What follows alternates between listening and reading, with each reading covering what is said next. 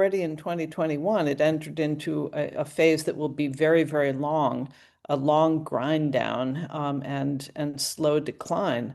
And I think that will keep on going for, a decade or two before China is able to grow again. And I think that we'll never see growth rates as high as we did in the 1990s and early 2000s. But that's just that's just the way economies work.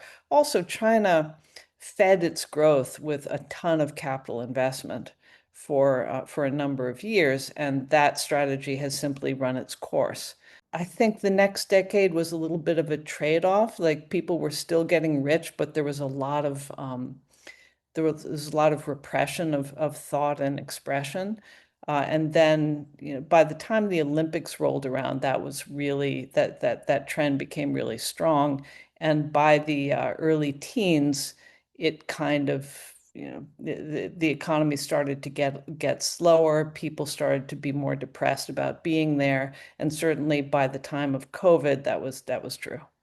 Another problem is that in many types of investment, the government made it very difficult to get your money out. So if you were profitable, then you would find that there was a lot of difficulty in getting the U.S. dollars back to the U.S.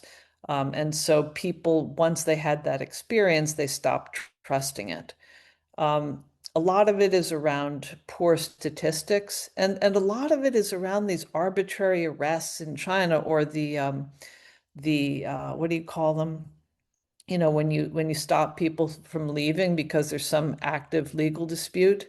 Um, Mm. People are very anxious about that sort of thing, and so it's slowed down the visit of foreigners by quite a bit.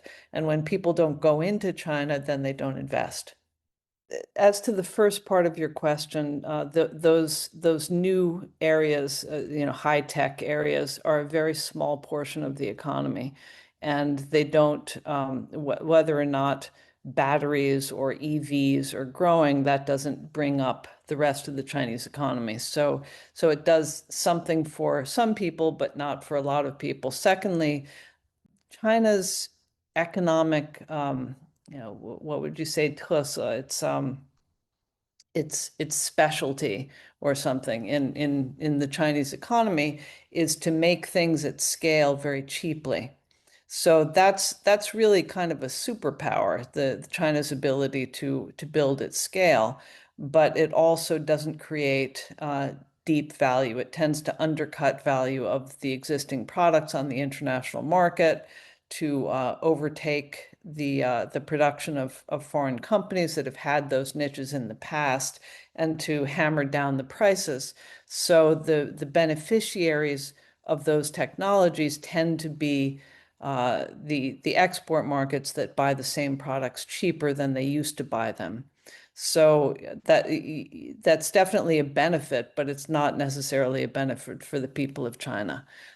Of course, most of what's a shame about that is that 60% of the country that hasn't benefited, but also it sets a poor stage, or creates a poor foundation for growth in the future, because you don't have the same sort of workforce that's trained and able that you do in a country where things were better distributed. So it makes you really kind of sad about the property explosion, because you had this massive opportunity from the stimulus in 2008 and 2009 that could have created an amazing educational system and a public health system and pension, and really set people up for the next phase of growth. And instead, you just built all this empty stuff. So now you've got, these cement blocks sitting on what used to be farmland all over China, and nobody's living in them. And it's a waste. Well, I mean, China's economy is clearly weak and slowing, and doesn't have any prospects for getting any faster, or providing people with any more opportunity um, in the foreseeable future. I think this has a lot to do with the governing system, and the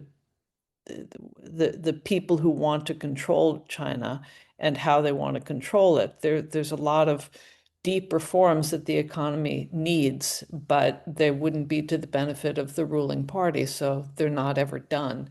Like people have heard of BYD, but they haven't like bought a BYD or driven one or, seen it on the road. They've just heard about it in the news.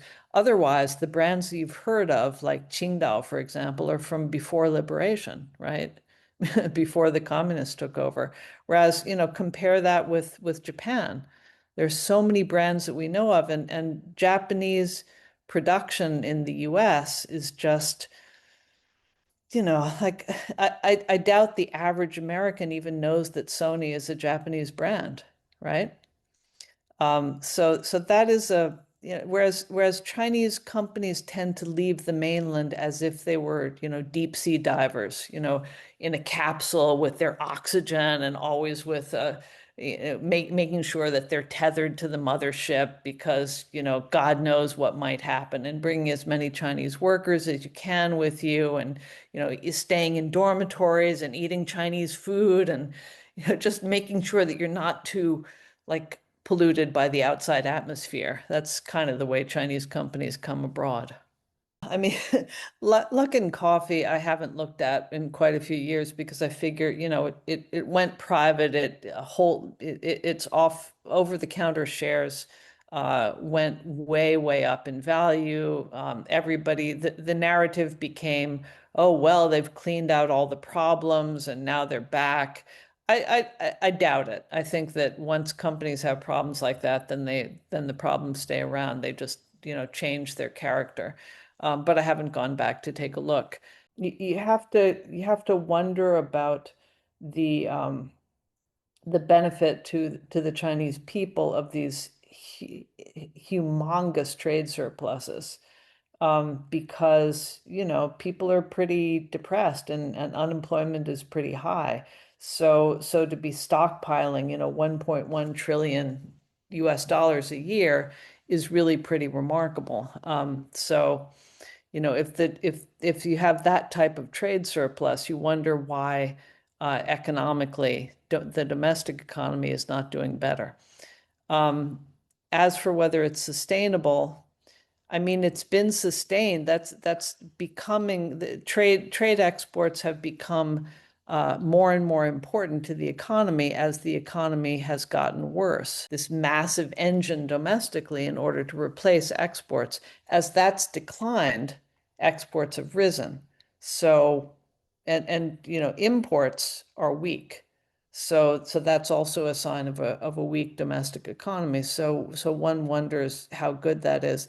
I think that the Chinese trade surplus has been a political problem for China for decades now, and I think that the international system that everybody put together to sort of manage trade among countries really did not anticipate having a massive surplus country like China enter the system. And the way it entered the system, it entered the system very decisively with the WTO entry in 2001. And I think that it kind of put the international system off kilter.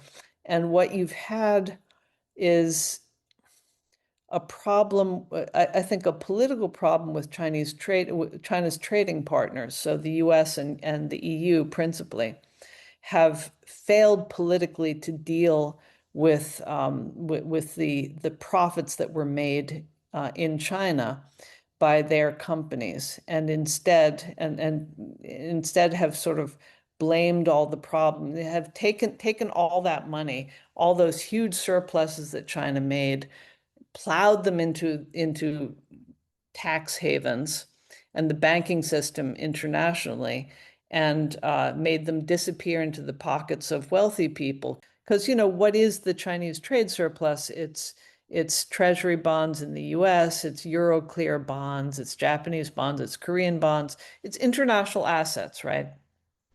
That's what dollar surpluses are, international assets.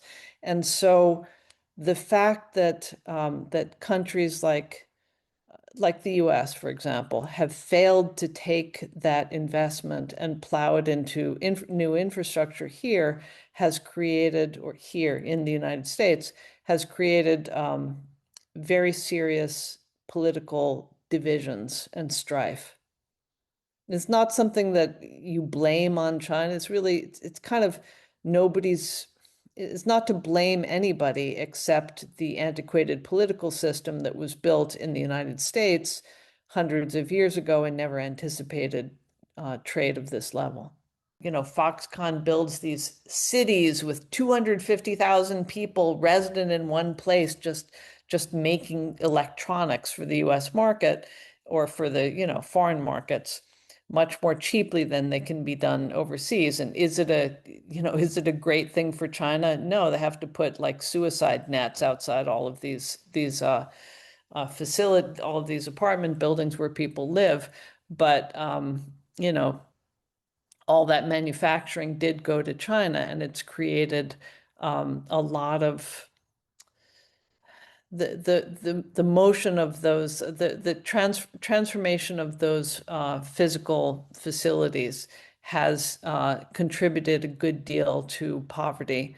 So basically, in the United States, from 1980 until the present day, there's basically been a long con by the Republican Party and by the Democratic Party as well to persuade the public that that government is useless, that government is a scam, that government is overfunded, and that the people who really know how to run things are corporate titans.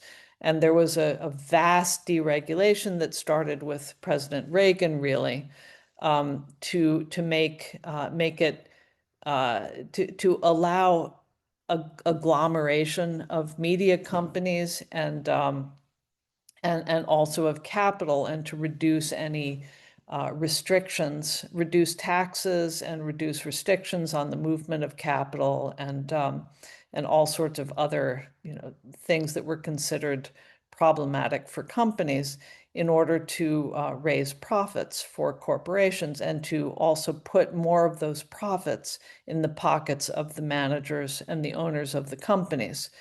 I don't know about that. I think that a lot of anger and resentment has been deflected onto China when really the problem is more at home.